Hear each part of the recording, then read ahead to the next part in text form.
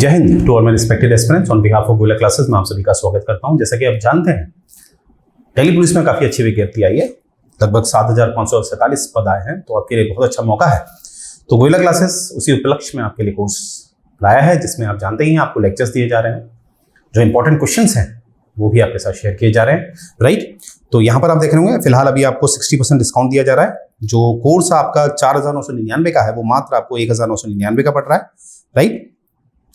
तो 5 सितंबर से ये कोर्स लॉन्च हो चुका है, तो देर ना करें, ऑलरेडी बहुत लोगों ने एनरोल कर लिया है, तो आप भी देर ना करें और इस डिस्काउंट का भी फायदा उठाएं और अपनी तैयारी को बेहतर बनाएं, राइट। तो आइए देखते हैं इंपॉर्टेंट क्वेश्चन की बात करते हैं कि किस तरह से क्वेश्चंस पूछे गए हैं और किस तरह आपने तैयारी करनी है, राइट। क्योंकि ये देखा जाता है काफी क्वेश्चंस रिपीट होते हैं आयोग के। तो देखिए यहाँ पर IS प्री 2018 का क्वेश्चन पूछा गया है, ठीक है। अब प्रश्न है क्या सर IS का क्वेश्चन आ सकता है? बिल्कुल आ सकता है, ठीक है। उससे जुड़ी हुई तो कुछ चीजें आ सकती हैं, राइट। देखिए क्वेश्चन पेपर में क्या आएगा ये तो कोई बता ही नहीं सकता। अगर मैं आपको बता पा रहा हूं तो यानी कि कुछ ना कुछ गलत हुआ है, ठीक है। तो ये तो कोई नहीं बता सकता आपको। हाँ, एक तजुर्बा होता है जिससे हम एक तजुर्बा लगाते हैं और जिससे काफी प्रश्न आपके आ जाते हैं, राइट। तो वही तजुर्बा है। तो आइए शुरू करते हैं। तो ये क्वेश्चन पूछा गया है, इसमें से पूछा है कि जो स्टेटमेंट दिए हैं इनमें से कौन सा स्टेटमेंट सही है, ठीक है। तो हम देखेंगे सबसे पहला पूछा है चार्टर अधिनियम 1813। अब आप जानते हैं जब ईस्ट इंडिया कंपनी हम पे आई थी तो एक चार्टर के माध्यम से ही वो बनाया गया था। अभी चार्टर क्या होते थे? देखिए चार्टर एक नियम होते थे, ठीक है, जो कि डायरेक्ट जो है क्वीन है या किंग है उसके द्वारा दिए जाते थे चार्टर, ठीक है। तो आमतौर पर हम इसे क्या कहेंगे, ये एक नियम होते थे, ठीक है, सरकारी नियम होते थे। तो चार्टर की जो शुरुआत है वो तो बहुत पहले से हो गई थी। जैसे कि मैंने आपको बताया कि 1600 में अगर ईस्ट इंडिया कंपनी बनी थी ब्रिटेन की, तो वो भी एक चार्टर से बनी थी। परंतु जब हम एक किताब पढ़ते हैं जैसे हम लक्ष्मीकांत कहते हैं, वहां पर चार्टर की जो श्रृंखला शुरू की गई है वो चार्टर की शुरुआत की गई है 1793 से। फिर हम देखेंगे 1813, फिर हम देखेंगे 1833। तो ऐसे आप देखेंगे सब में 20-20 वर्ष का आपको अंतराल दिखेगा, 20-20 वर्ष का, राइट। तो यहाँ पर ध्यान से देखिए, अभी बात की जा रही है चार्टर अधिनियम 1813। तो यहां पर याद रखिएगा कि चार्टर अधिनियम 1813 से एक प्रावधान आया था। हालांकि बहुत सारे प्रावधान आए थे, परंतु एक जो प्रावधान आया था वो आया था शिक्षा के लिए। क्योंकि भारत में उस समय जो शिक्षा चल रही थी उसको ओरिएंटलिस्ट शिक्षा कहते थे, ओरिएंटलिस्ट, ठीक है। अभी ओरिएंटलिस्ट मतलब क्या होता था? भारत में जो पढ़ाई होती थी वो वैज्ञानिक के बदले धार्मिक ज्यादा होती थी। भारत में ये सिखाया जाता था, धर्म से संबंधित ज्यादा बातें सिखाई जाती थी। अब देखिए धर्म अपनी जगह है, वो कोई नहीं झुठला सकता, धर्म का अपना महत्व होता है, परंतु जो वैज्ञानिक बातें हैं वो भी तो इंपॉर्टेंट है। क्योंकि समाज का जो विकास होता है, समाज में जो आविष्कार किए जा रहे हैं, जैसे कि वर्तमान में आपने देखा चंद्रयान 3 जो है वो चंद्रमा के, है ना, दक्षिण हिस्से में उसने लैंड किया है, चंद्रयान 3 ने। तो यानी कि ये एक रिलीजियस बातों से थोड़ा आया है, रिलीजियस ज्ञान से थोड़ा आया है, ये एक वैज्ञानिक ज्ञान से आया है। तो इसीलिए धार्मिक ज्ञान का अपना महत्व है, वो अलग है, वो समाज को समाज रखता है। वैसे ही जो वैज्ञानिक ज्ञान है वो अलग है, वो क्या करता है, आपको आविष्कार देता है जिसमें हमारा समाज क्या होता है, परिवर्तित होता है। तो यहां पर क्या समस्या थी, भारत के जो लोग थे वो अति धार्मिक होने की वजह से बड़ी शासन प्रशासन में दिक्कतें हो रही थी। किसको? ब्रिटिशर्स को। तो ब्रिटिशर्स ने सोचा क्यों ना एक तरीका किया जाए कि जितने भी भारतीय हैं उनको बदला जाए ईसाई धर्म में। तो बदला कैसे जाए? बदला जाने का एक तरीका है कि इनको पहले क्या करो, इनकी शिक्षा में परिवर्तन करो, इनकी शिक्षा ज्यादा क्या बनाओ, वैज्ञानिक, ठीक है। जब ये वैज्ञानिक शिक्षा होगी तो धर्म से बाहर आएंगे, और धर्म से बाहर आएंगे तो कहीं ना कहीं जो अंधविश्वास वाली बातें हैं उससे बाहर आएंगे, ठीक है। जैसे एक रामानुजम का आपने नाम सुना होगा, गणित के प्रख्यात थे।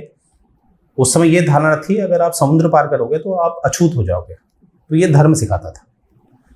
तो फिर भी रामानुजम गए और आज देखिए इतिहास में उनका नाम है, ठीक है। तो इस तरह की बात है, तो इससे बाहर आना था। तो इसीलिए अंग्रेजों ने क्या किया, एक 1813 वाले चार्टर में एक नियम दिया। नियम क्या दिया कि भारत में वेस्टर्न एडुकेशन दी जाएगी। क्या दी जाएगी? पश्चिमी शिक्षा दी जाएगी, एडुकेशन दी जाएगी, और उसका माध्यम होगा इंग्लिश, ठीक है। तो ये अधिनियम आया था, चार्टर अधिनियम 1813 में। अब इसी से संबंधित क्या हुआ था कि आ तो गया, परंतु ईस्ट इंडिया कंपनी जो होती है वो क्यों देगी 1 लाख रुपया? वो उसने नहीं दिया, उसने कहा हम नहीं, मतलब वो किया ही नहीं। जो चार्टर अधिनियम में ये नियम आया था उसको एग्जीक्यूट किया ही नहीं।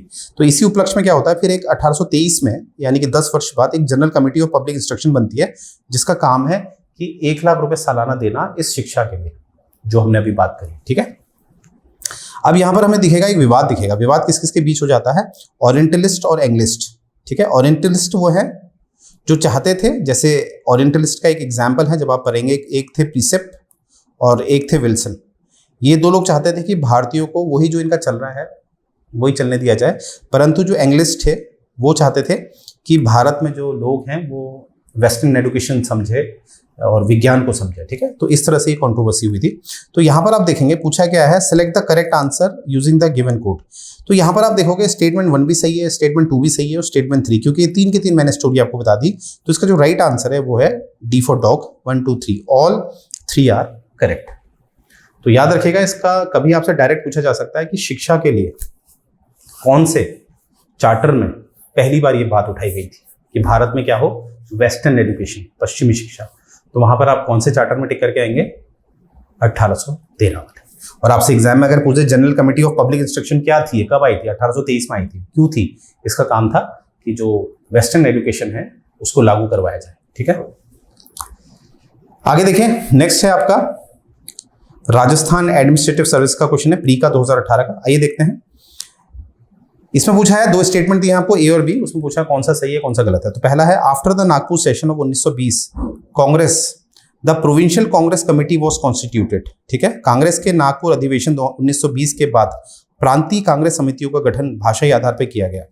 देखिए याद रखिएगा, जैसे कांग्रेस बनी थी 1885 में, आप जानते हैं 1885 में एलन ऑक्टेवियन ह्यूम के द्वारा, जो एक रिटायर्ड आईसीएस था। उस समय जो वाइसरॉय थे वो थे लॉर्ड डफरेन, जब कांग्रेस बनी थी। तो हर वर्ष क्या करती थी कांग्रेस? अधिवेशन करती थी। तो ये 1920 का अधिवेशन है जो कि नागपुर में हुआ था।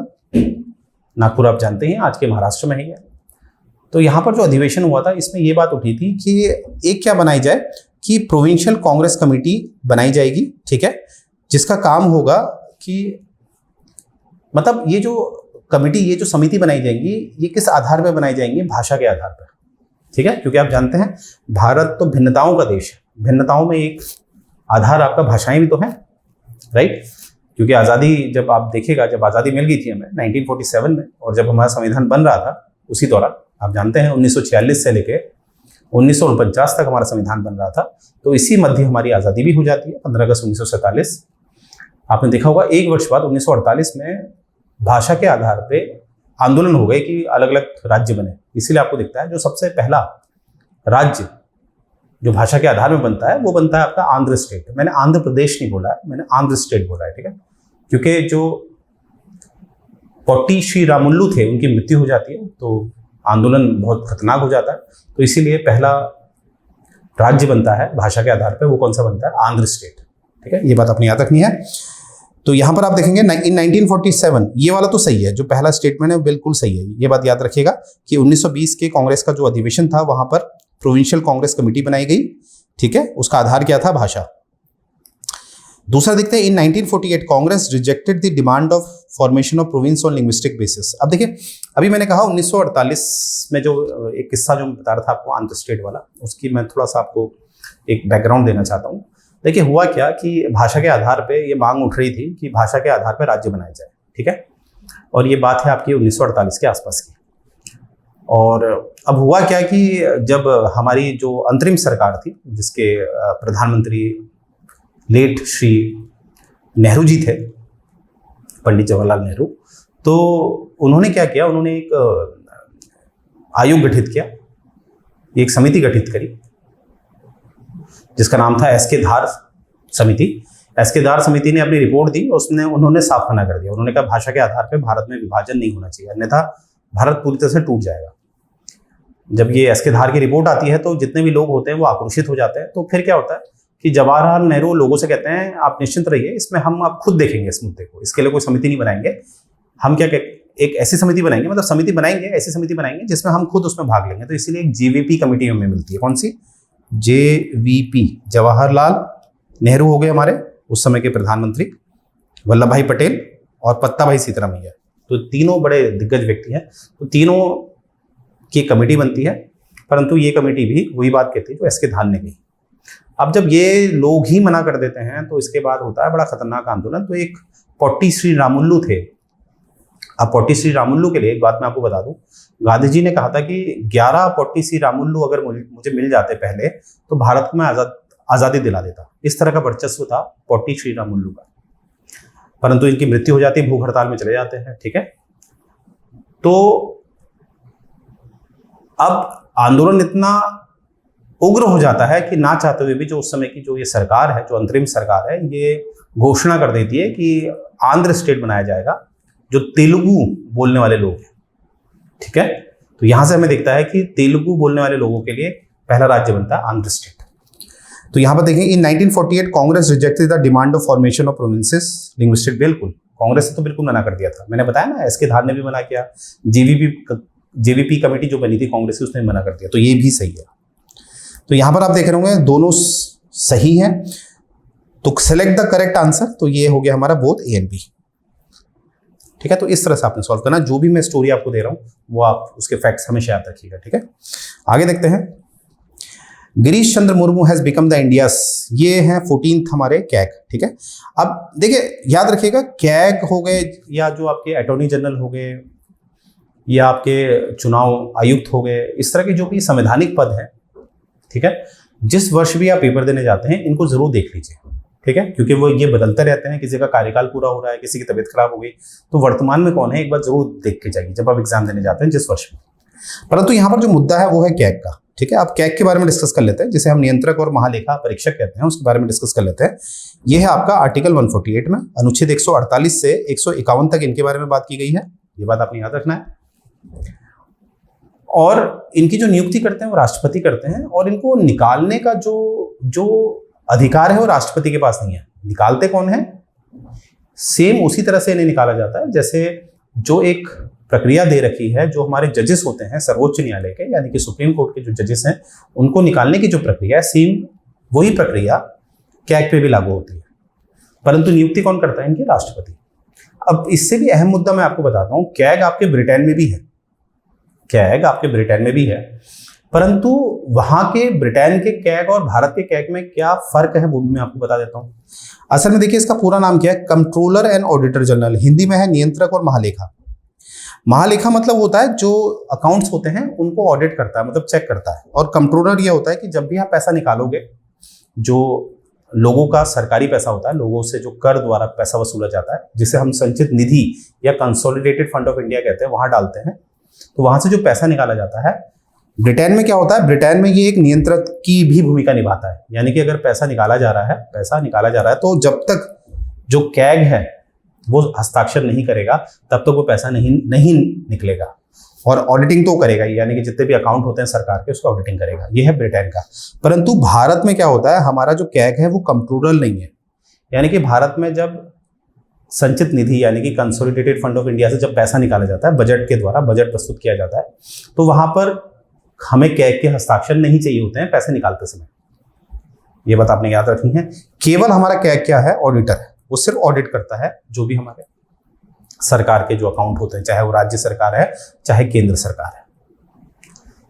तो याद रखिएगा, चाहे हम अनुच्छेद 148 में कंट्रोलर एंड ऑडिटर जनरल कहते हैं, नियंत्रक एवं महालेखक कहते हैं, परंतु वास्तविकता में जो कैग है उसके पास एक ही ड्यूटी है भारत में, वो है आपकी ऑडिटिंग करने की। यानी कि केवल ऑडिटर है, यानी कि केवल वो क्या है? महालेखा।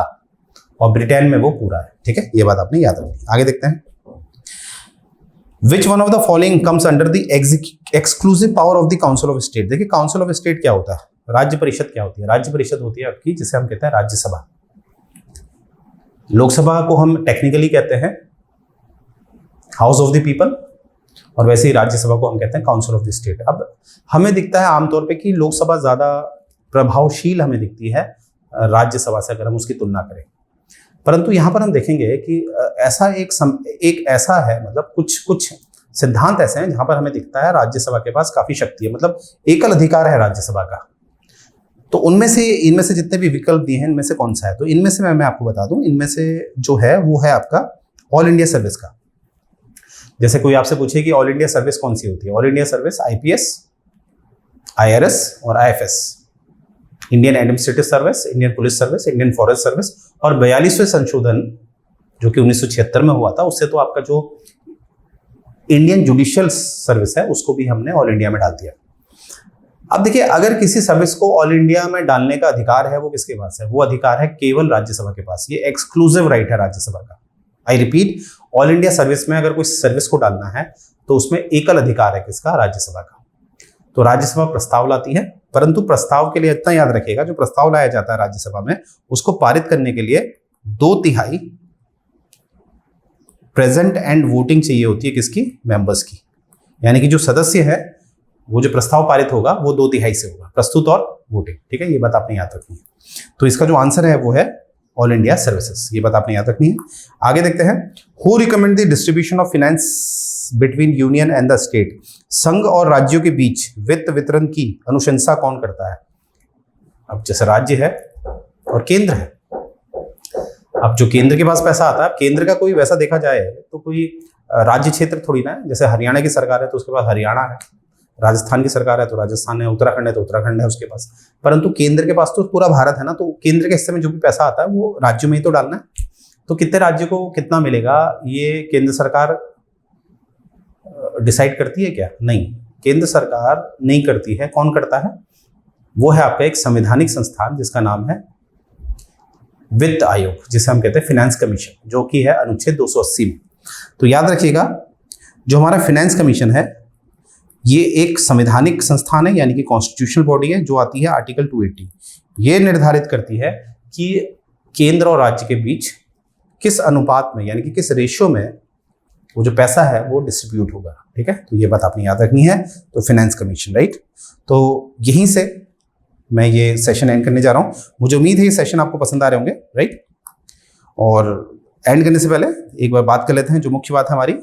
तो देखिए, ये जो है इसमें कुछ कोर्स दिए गए हैं गोयला क्लासेस के द्वारा। तो यहाँ पर आप देखेंगे कि यहाँ पर बंडल में आपको क्या दिया जा रहा है। यहाँ पर आपको प्रीमियम लेक्चर्स दिए जा रहे हैं और टेस्ट सीरीज आपको मिलेगी, क्योंकि टेस्ट सीरीज लगाना बहुत जरूरी होता है, तभी पता चलता है मेरिट में कहाँ स्टैंड करते हैं, राइट। तो यहाँ पर ये मात्र आपको मिल रहा है 1999 का, राइट, बिलो 2000। और यहाँ देखिए, यहाँ केवल आपको प्रीमियम लेक्चर चाहिए तो वो मात्र आपको पड़ेंगे 1799, राइट, वेरी जेन्युइन प्राइस। और टेस्ट की बात करें तो ये मात्र आपको 500 के अंदर, यानी कि 499 में आपको मिल रहे हैं आपके टेस्ट सीरीज, राइट। तो ये फटाफट आपने क्या करना है, इन पे लॉगिन कर लेना है, राइट। और मैं पर्सनली आई रिकमेंड कि आपने बंडल ही लेना है, जिसमें प्रीमियम लेक्चर्स भी है और आपकी टेस्ट सीरीज भी है। इससे आपकी कंप्लीट तैयारी होगी, क्योंकि आप तो केवल टेस्ट सीरीज लेते हैं, परंतु आपका जो कॉम्पिटिटर है वो पूरा कोर्स लेता है, राइट, क्योंकि प्राइस बहुत जेन्युइन है। तो आइए देखिए, ये हमारा आप देख रहे होंगे, यहाँ पर आपको दिख रहा होगा कि ये हमारा टेलीग्राम चैनल है, राइट। इसका लिंक हमारी वेबसाइट में आपको मिल जाएगा, ये बात आपने ध्यान देनी है।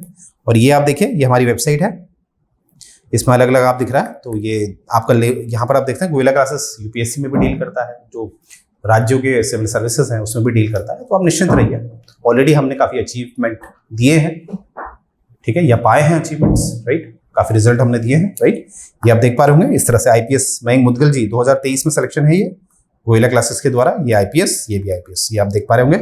बिल्कुल निश्चिंत रहें। और ये भी अन्य रिजल्ट आप देखिए हमारे, ठीक है, एसडीएम लेवल पे, डिप्टी एसपी, तहसीलदार, और नेक्स्ट पिक्चर आपकी चाहिए, राइट। तो मुझे उम्मीद है ये लेक्चर आपको पसंद आया होगा, और अगर कोई प्रश्न है तो आप पूछ सकते हैं हमसे, कमेंट कर सकते हैं हमें, राइट। और मैं उम्मीद करता हूँ फटाफट हमें ज्वाइन करेंगे। तो यहीं से मैं सेशन एंड करने जा रहा हूँ। जय हिंद।